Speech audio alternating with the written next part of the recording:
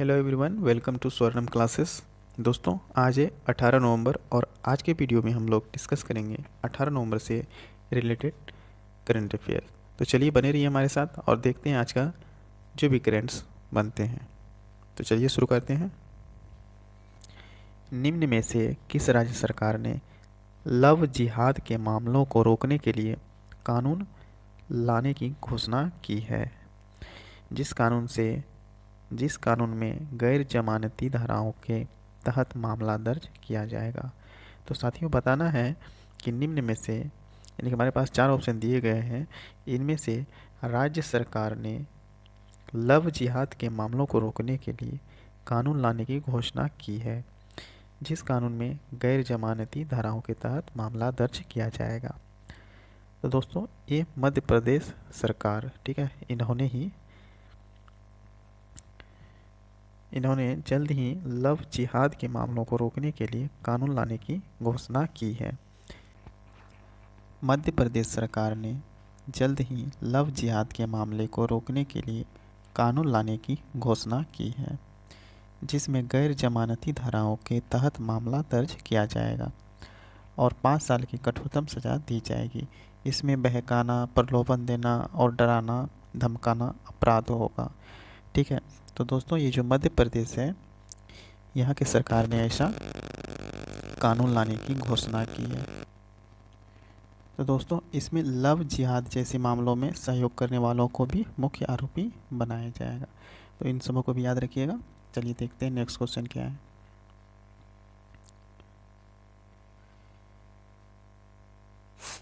इनमें से किस ई कॉमर्स कंपनी ने बेंगलुरु की ऑगमेंटेड रियलिटी फर्म स्कैपिक को खरीदने की घोषणा की है? तो साथियों, बताना है कि Amazon, Tata click, Flipkart, Snapdeal, इनमें से कौन सी कंपनी ने बेंगलुरु की ऑगमेंटेड रियलिटी फर्म स्कैपिक को खरीदने की घोषणा की है? तो दोस्तों, फ्लिपकार्ट। ठीक है, तो फ्लिपकार्ट ने जो है ग्राहकों के खरीदारी अनुभव को बेहतर बनाने के लिए बेंगलुरु की ऑगमेंटेड रियलिटी फर्म स्कैपिक को खरीदने की घोषणा की है। ठीक है, तो सी नंबर आंसर इसका बिल्कुल करेक्ट हो जाएगा, फ्लिपकार्ट। तो दोस्तों, स्कैपिक एक क्लाउड आधारित प्लेटफॉर्म है जो ऑगमेंटेड रियलिटी और 3D कंटेंट पैदा करने व पब्लिश करने का काम करती है। ठीक है, तो इन्हें याद रखना है। चलिए देखते हैं नेक्स्ट क्वेश्चन क्या है।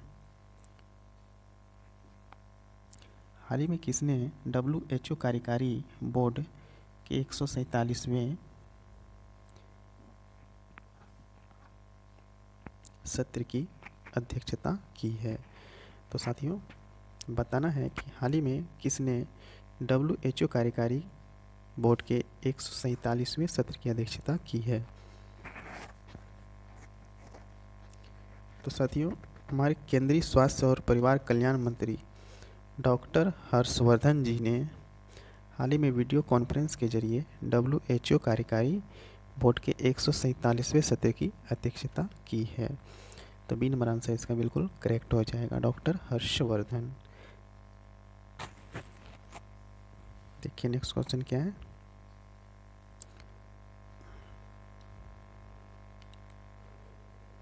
मालाबार 2020 अभ्यास के कौन से चरण का आयोजन 17 से 20 नवंबर के बीच उत्तरी अरब सागर में किया गया? तो साथियों, बताना है कि मालाबार 2020 अभ्यास के कौन से चरण का आयोजन 17 से 20 नवंबर के बीच उत्तरी अरब सागर में किया गया है? तो ये मालाबार 2020 अभ्यास का दूसरा चरण था। ठीक है, तो बी नंबर आंसर बिल्कुल करेक्ट हो जाएगा। तो दोस्तों, मालाबार 2020 अभ्यास के दूसरे चरण का आयोजन जो है 17 से 20 नवंबर के बीच उत्तरी अरब सागर में किया गया। और अगर बोला जाए कि जब इसके पहले चरण का आयोजन जो है 3 से 6 नवंबर कब हुआ है? 3 से 6 नवंबर 2020 तक बंगाल की खाड़ी में किया गया था। तो दोस्तों, दूसरे चरण में भारतीय नौसेना के विक्रमादित्य कैरियर बैटल समूह और अमेरिका की नौसेना के निमित्ज कैरियर स्ट्राइक समूह के आसपास केंद्रित संयुक्त परिचालन आयोजित किए जाएंगे। तो इन्हें याद रखिएगा। देखिए नेक्स्ट क्वेश्चन क्या है।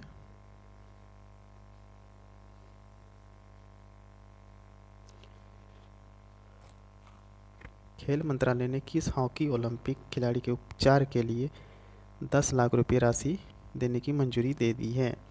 तो साथियों बताना है कि खेल मंत्रालय ने किस हॉकी ओलंपिक खिलाड़ी के उपचार के लिए 10 लाख रुपये की राशि मंजूरी दे दी है।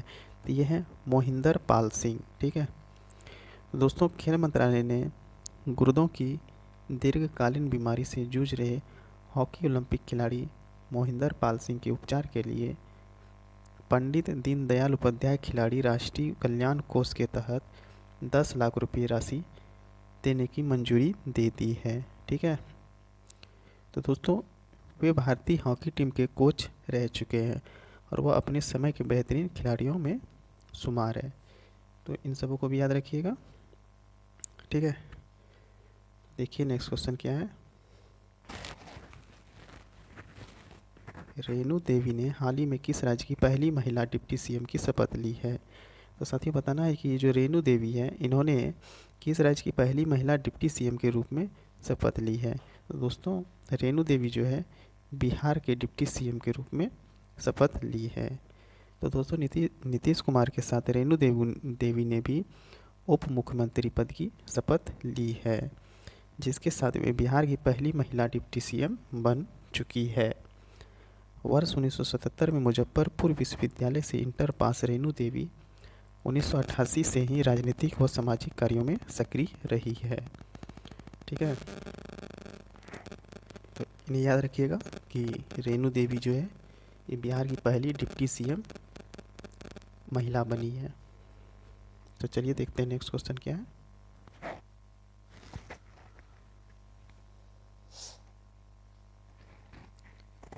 निवेश और लोक परिसंपत्ति प्रबंधन विभाग ने परिसंपत्तियों के मुद्रीकरण से जुड़ी सलाहकारी सेवाओं के लिए किसके साथ समझौता किया है। तो साथियों बताना है कि निवेश और लोक परिसंपत्ति प्रबंधन विभाग ने परिसंपत्तियों के मुद्रीकरण से जुड़ी सलाहकारी सेवाओं के लिए किसके साथ समझौता किया। तो इन्होंने जो है विश्व बैंक के साथ ये समझौता किए दोस्तों। ठीक है,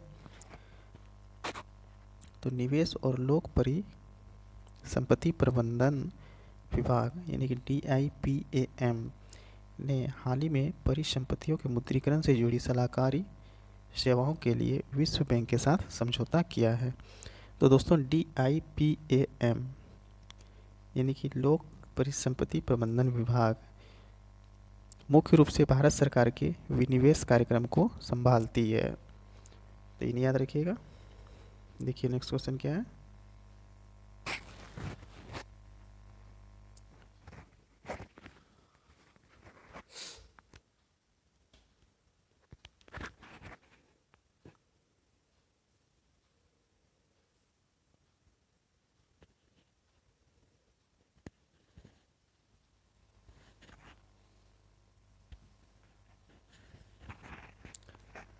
18 नवंबर को विश्व भर में कौन सा दिवस मनाया जाता है। तो दोस्तों बताना है कि 18 नवंबर को विश्व भर में कौन सा दिवस मनाया जाता है। ठीक है, तो साथियों 18 नवंबर को विश्व भर में विश्व वयस्क दिवस, ठीक है, यानी कि वर्ल्ड एडल्ट डे मनाया जाता है। तो ए नंबर आंसर इसका बिल्कुल करेक्ट हो जाएगा। साथियों विश्व स्वास्थ्य संगठन के अनुसार जो है आज दुनिया में 60 से अधिक 600 मिलियन लोग हैं और यह आंकड़ा जो है अगले 11 वर्षों में दोगुना होने की उम्मीद है। तो इन सबों को भी याद रखिएगा। ठीक है, तो चलिए बढ़ते हैं नेक्स्ट क्वेश्चन की ओर। इनमें से किस राज्य में आदिम जनजाति कल्याण विभाग का नाम बदलकर जनजाति कार्य विभाग कर दिया गया है। तो साथियों वेरी वेरी इंपॉर्टेंट क्वेश्चन है ये एग्जाम भी से। तो बताना है कि किस राज्य में आदिम जनजाति कल्याण विभाग का नाम बदलकर जो है जनजाति कार्य विभाग कर दिया गया है। तो साथियों मैं बता दूं आपको कि मध्य प्रदेश राज्य में ऐसा कर दिया गया है। मध्य प्रदेश में मुख्यमंत्री शिवराज सिंह चौहान ने अब आदिम जनजाति कल्याण विभाग का नाम बदलकर जनजाति कार्य विभाग कर दिया है। ठीक है, उन्होंने कहा है कि आदिवासी आदिम नहीं बल्कि राज्य की मुख्य जनजाति है, कुछ लोगों ने जनजाति भाई बहनों का नाम आदिम जाति रख दिया है। तो इन सबों को देखते हुए जो है शिवराज सिंह चौहान ने जो है जनजाति कार्य विभाग कर दिया इनका नाम। तो ये जो है मध्य प्रदेश में हुआ है। तो ये नंबर आंसर बिल्कुल करेक्ट हो जाएगा। देखिए नेक्स्ट क्वेश्चन क्या है। हाल ही में आयोजित कौन से वे ब्रिक्स आभासी शिखर सम्मेलन में की theme BRICS partnership for global stability shared security and innovation growth है? तो साथियों बताना है कि जो ब्रिक्स का जो आभासी शिखर सम्मेलन हुआ है जिसका थीम था BRICS partnership for global stability share security and innovative growth, ये कितना नंबर का ये ब्रिक्स आभासी शिखर सम्मेलन था, यानी कि कौनवे? तो दोस्तों ये 12वें ब्रिक्स आभासी शिखर सम्मेलन थी। ठीक है, तो सी नंबर आंसर इसका बिल्कुल करेक्ट होगा। तो दोस्तों हाल ही में आयोजित 12वें ब्रिक्स आभासी शिखर सम्मेलन में की theme BRICS partnership for global stability share security and innovative growth है, किंतु दूरदर्शी भी है। तो विश्व में महत्वपूर्ण जियो स्ट्रेटेजिक बदलाव आ रहे हैं जिनका प्रभाव स्टेबिलिटी, सिक्योरिटी और ग्रोथ पर पड़ता रहेगा, और इन तीनों क्षेत्र में ब्रिक्स की भूमिका जो है दोस्तों अहम होगी। तो इन सबों को देखते हुए जो है BRICS partnership for global stability share security and innovative growth, ठीक है, तो ये थीम रखा गया था। देखिए नेक्स्ट क्वेश्चन क्या है। हाल ही में चुनाव आयोग ने किस अभिनेता को पंजाब का स्टेट आइकॉन नियुक्त किया गया है? तो साथियों बताना है कि हाल ही में चुनाव आयोग ने किस अभिनेता को पंजाब का स्टेट आइकॉन नियुक्त किया है? तो ये जो है दोस्तों सोनू सूद को, ठीक है, जो कि हमारी फिल्म अभिनेता हैं, तो उनको जो है सोनू सूद को चुनाव आयोग ने पंजाब का स्टेट आइकॉन नियुक्त किया है। तो सी नंबर आंसर बिल्कुल करेक्ट हो जाएगा। देखिए नेक्स्ट क्वेश्चन क्या है। हाल ही में किस बैंक ने मुंह बंद रखो नामक अभियान शुरू किया है? तो साथियों बताना है कि मुंह बंद रखो नामक अभियान जो है ये किस बैंक ने शुरू की है? तो साथियों मैं बता दूं आपको कि ये HDFC बैंक ने की है। ठीक है, तो किसने की है? HDFC बैंक ने। तो साथियों बताना है कि HDFC बैंक की स्थापना कब हुई है? तो इसकी स्थापना जो है दोस्तों अगस्त 1994 में हुई है, और इसके फाउंडर कौन है? हसमुख भाई पारेख। ठीक है, तो इनको भी याद रखिएगा। देखिए नेक्स्ट क्वेश्चन क्या कह रहा है।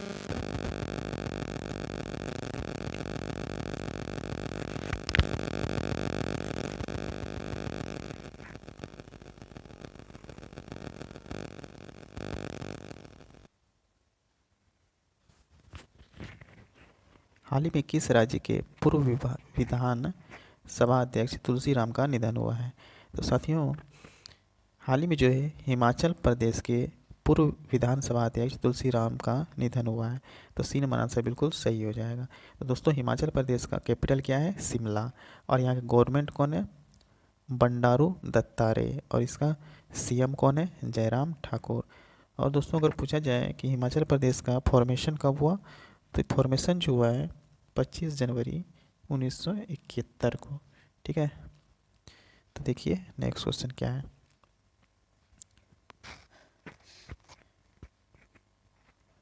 हाल ही में किसने मास्टर्स गोल्फ टूर्नामेंट 2020 का खिताब जीता है? तो साथियों बताना है कि मास्टर गोल्फ टूर्नामेंट 2020 का खिताब किसने जीता है? तो ये जो है डस्टिन जॉनसन ने जीता है। तो बी नंबर आंसर बिल्कुल सही हो जाएगा, डस्टिन जॉनसन। देखिए नेक्स्ट क्वेश्चन क्या है। हाल ही में स्पेस एक्स ने कितने अंतरिक्ष यात्रियों को इंटरनेशनल स्पेस स्टेशन भेजा है? तो साथियों स्पेस एक्स जो है इन्होंने टोटल जो है 4 अंतरिक्ष यात्रियों को इंटरनेशनल स्पेस स्टेशन भेजा है। तो अगर बात हो रही है स्पेस एक्स की, तो स्पेस एक्स इसकी स्थापना कब हुई है?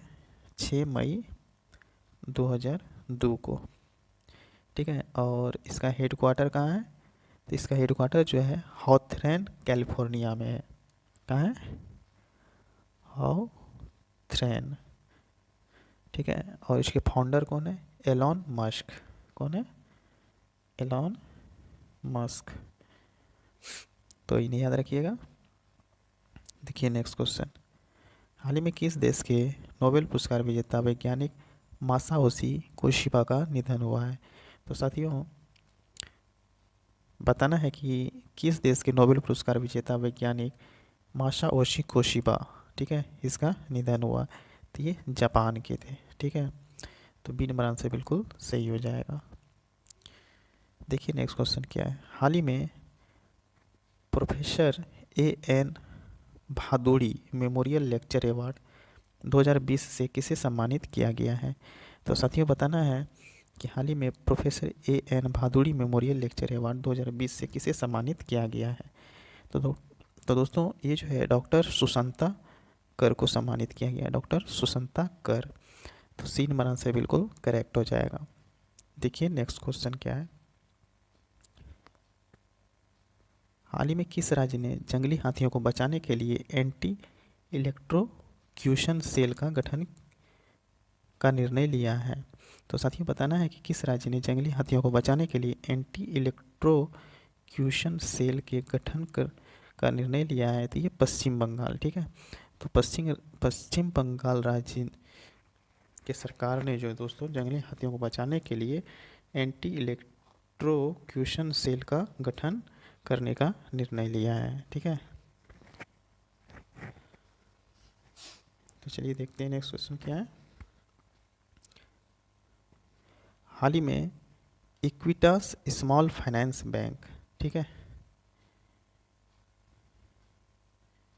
इक्विटास फाइनेंस बैंक, इन्होंने जो है किसे अपना ब्रांड एम्बेसडर बनाया है? वेरी वेरी इंपॉर्टेंट क्वेश्चन है दोस्तों। बताइए कि इक्विटास स्मॉल फाइनेंस बैंक जो है इन्होंने अपना ब्रांड एम्बेसडर किसे बनाया है?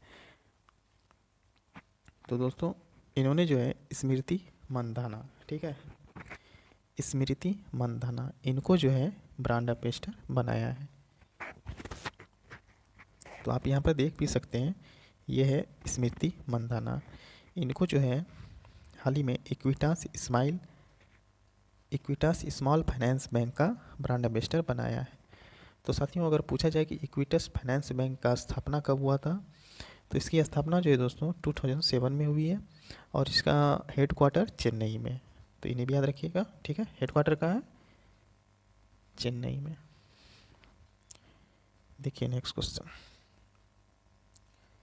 हाल ही में किस राज्य के मुख्यमंत्री ने ग्रामीण सड़क विक्रेता योजना शुरू की है?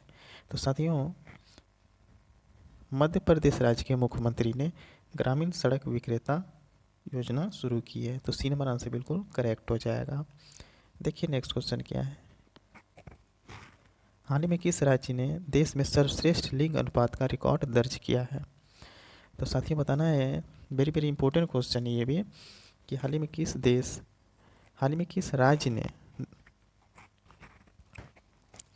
देश में सर्वश्रेष्ठ लिंग अनुपात का रिकॉर्ड दर्ज किया है? तो साथियों अरुणाचल प्रदेश, ठीक है। तो बी नंबर आंसर बिल्कुल करेक्ट हो जाएगा।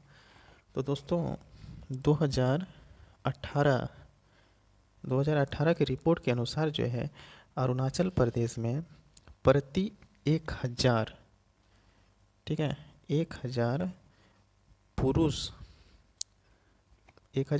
पर 1085 महिलाएं पाए गए हैं, ठीक है। तो क्या हुआ है कि 2018 की रिपोर्ट के अनुसार जो है 1000 पुरुषों में 1085 महिलाएं पाए गए हैं, ठीक है। तो ये जो है दोस्तों देश में सर्वश्रेष्ठ लिंग अनुपात का रिकॉर्ड दर्ज कर दिया है अरुणाचल प्रदेश ने।